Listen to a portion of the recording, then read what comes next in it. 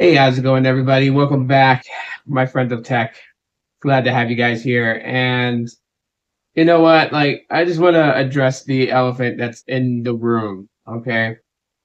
A lot of people are dropping their videos talking about WWDC and, just like all the different key points that people have pointed out that Apple borrowed from another company. Okay, first of all, let me just say this. All right, for those people who are diehard Apple fans, it is ludicrous for you guys to sit there and say that they didn't really borrow anything from another platform operating system. We know that every company does this. Every company borrows from one another, so it's a given. It's a given, and let's not be trying to put ourselves in that position we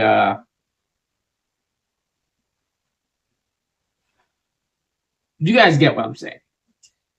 Um, it is no secret that a lot of the new features in iOS 18 and iPadOS 18 have been adopted from another, operating system platform known as Android.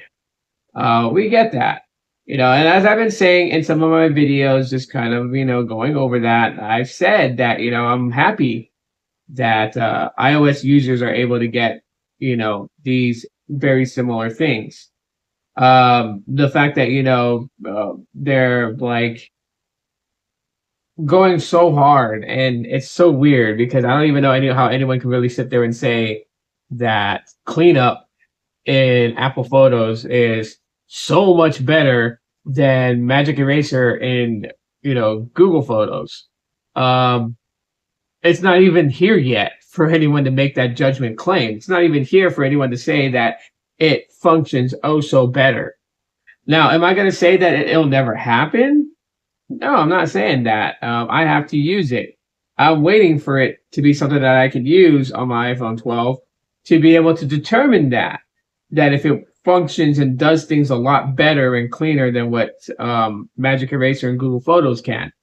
But I can't tell you guys right now that Google Photos is dominantly better, or if cleanup is better. I can't tell you that. I haven't used it. So that's something I won't do on my channel. I won't go and tell people oh yeah, they ripped it off, but it's like a generic version of it or anything like that. No, it may do it just fine, right? We know that what's free to a lot of Android users to use when it comes to that is Magic Eraser.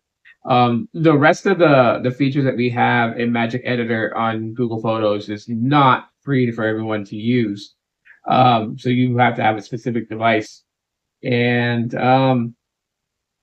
yeah, so there's still tricks up Google sleeves that, Apple hasn't all the way gotten. But I will say though that it is nice that Apple users have something very similar, something, that allows them to be where they want to be, right? Not every Apple user really wants to transition over to Android for a feature. Vice versa. There are diehard Android fans that don't want to transition over to an iPhone because of the feature, So it's always cool to see both platforms have something very similar to offer its end users. And I'm a firm believer in that. I feel like that's something that, should, consistently kind of go to kind of keep the competition spirit alive and well and thriving. And, the innovative mind that keeps them challenging to what to do next, what would be best next, or any of that stuff.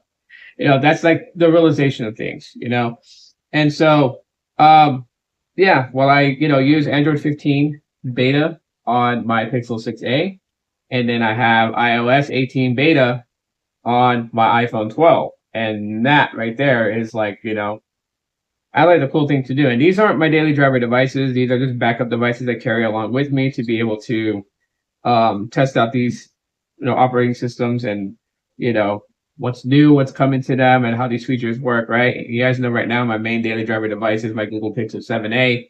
That will continue to be my main daily driver device. And this is running stock Android 14 and nothing beyond that. Look, the borrowing of things, all that stuff, every company does it, So it doesn't surprise me about that. I don't even know why we're having this discussion on social media and stuff like that. But like I had thought after yesterday's event, I literally thought that this would reignite the Android and iOS wars.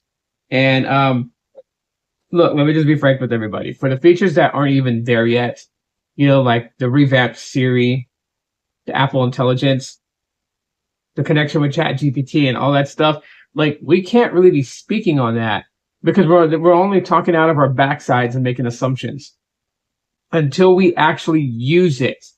This is why I feel like that some people will say that Apple is doing something so great, and then 3 months later they're like, "Oh my God, this is poorly executed. It's not doing this right. It's not doing that right. It's not behaving the way it's supposed to." Is because people jump the gun to make assumptions. Not everything that Apple makes is gold, and I'm being very honest with people, right? I'm not saying that Google makes everything gold. I'm just saying that not everything Apple makes is gold. So you can't formulate an opinion off key, off the jump without even actually using the thing. That's my point.